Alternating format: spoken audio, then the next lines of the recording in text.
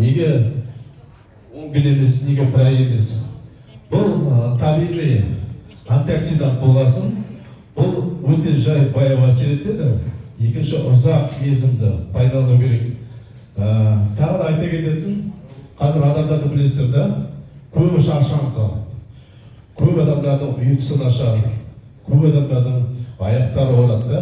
То есть бұл жерде что происходит? Бұл жерде адам ағзасындағы қан тамырлардың ластануы, то есть микроциркуляция даже, байқана бұзылуы, нарушение микроциркуляции. Кейбір адамдарда обострение беріп жатады, бірақ оған қорықпау керек деп айтамын. Неге? Обострение не? Обострение ол ауруды қозғау немесе қоздыру деп айтады. Түсініңіздер да? Араларыңызда барша бірінші ішкен кезде іш өту деген болады да? Іш өту. Неге іш өтеді? Қараңыздар, біздер ішкен тамағымызда міндетті түрде ол автономды қорытылады. Түсініңіздер да? Автоном қалай қорытылады? Ол іштегі сөл арқылы. То есть біздерде көп адамдарда бар, үлкен дәрет күнде емес, өкінішке орай. 3 күнде 4 күн, это уже проблема. Ол тамақ іште 3 күн 4 күн тұрғасын, іш қату болғасын, естественно, токсиндер бөліне бастайды. То есть уытты заттар пайда болады. Одан ары қарай не болады, паразиттер өтеді.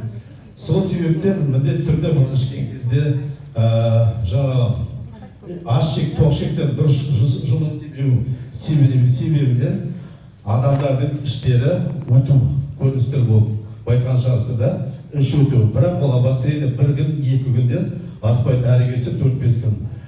Екінші, бас ауыру болады. Кейбір адамдар маңызғанда бас ауырып жатыр дейді. Байқан шығарсы. Неге бас ауыру? Көп адамдарда бас миларына қан толық жетпейді. Не болмаса мойын омыртқада дұрыс жиналған, не болмаса қан ұйыған. То есть кровопоток жоқ баста. Басқа қан бару керек, басқа кислород бару керек. Көп адамдарда даже қан арқылы кислородный голодание дейді. Это уже проблема. Түсіндіңіздер ғой, да? Енді қараңыз, біздің продукция антиалкоголян, ол біздің кровопотокты қанды сұйылтып, бас миымызға микрокапиллярны ашылған кезде адамда что происходит? Байқанда біздің нерв талшықтары ояна бастайды. Байқан импульс, рефлекторлы атқаратын қызмет, олар оянып істейді, адам ауырғанын сезе бастайды. Оның алдында байқан ештеңе сезіп жатқан нервтер оянады, ол жерге не барды? Қан барды. Түсіндіңіздер да? Қан барғасын адам миы кейбір адамдарда даже 3 күн ұйықтайтын деген. То есть магний малат біздің нерв жүйемізді тыныштандырады, успокаивает. Даже бұл ойында айтамын, біздің дәрілер бөлінеді, спазмолитики, аналгетики болып. Бұл именно спазмолитті қатар жатады деп айтса болады. Неге? Бұл біздің мышцаларымыздың спазмысын босатады. Спазм, что такое спазм? Қысылуы. Вообще массажға барған адамдар бар ма? Қол көтеріңіздерші? Иә, постоянно барамыз. Вот біраз адам бар. Массажға адамдар не үшін барады? Мышечный спазмын кетіру үшін.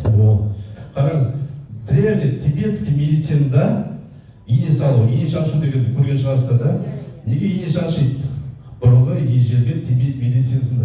Олар білген адам ағзасындағы нервтарды тітіркендіру арқылы, қоздыру арқылы нервтарды ояту, екінші спазмды босату.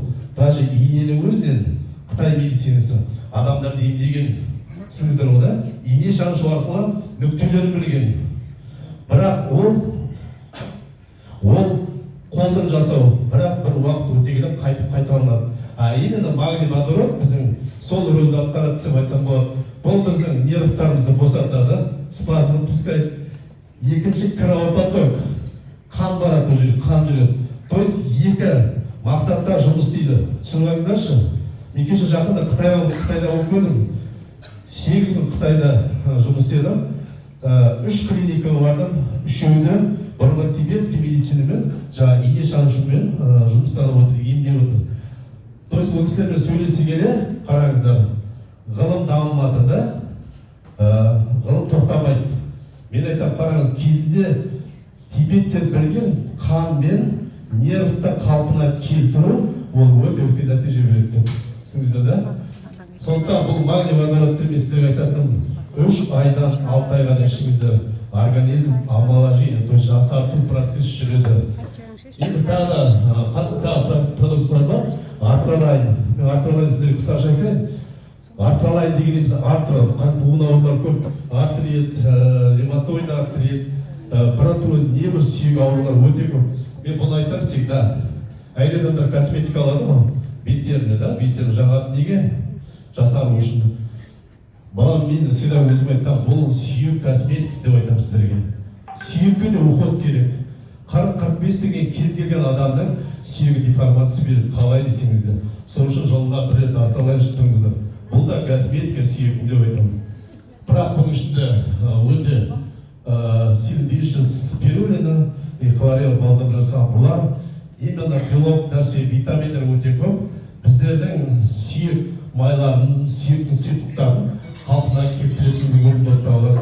Сондықтан мына артралайнда мен всегда айтам, магний водородты 15 күн, бір ай ішіп барып, қан тамырыңызды тазалап барып, мына ішкен жақсы болады. Сосын бір айта кететін, бір женщин бар, ол тонизирующий сүйек жүректі соқтырады да, бұл жүректің стимулы өте күшейтеді. Сондықтан бұны басында 45-50 жас дейді даже одан жоғары жас адамдарға бір таблеткадан бастаған жақсыны, кейде адамдарға не беріп жатады, амастрин беріп жатады. Мен керемет көріп жүргенмін, мына ішкен деген қатты қозғап жатыр. Сондықтан біреуден, екеуден жаймен көмектен дұрыс болады деп айтамын.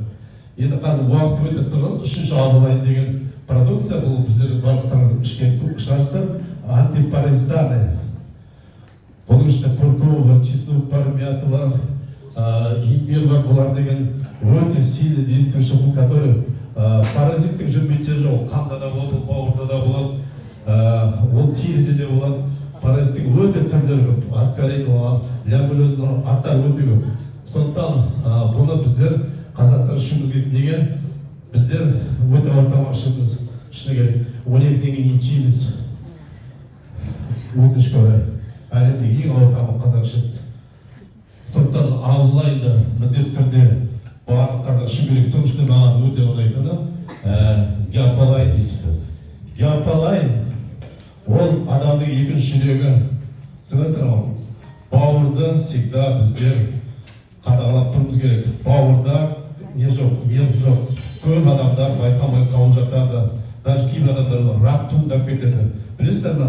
Бұл бауырдың проблемасы даже аяқ буын ауырады, білесіздер ме? Бауыр қан сізетін орган болғасын, қан депосы деп айтады. Ол қанды сұйылтып, сізді токсиндер шығарып өтетін бірде-бір орган бауыр біздің.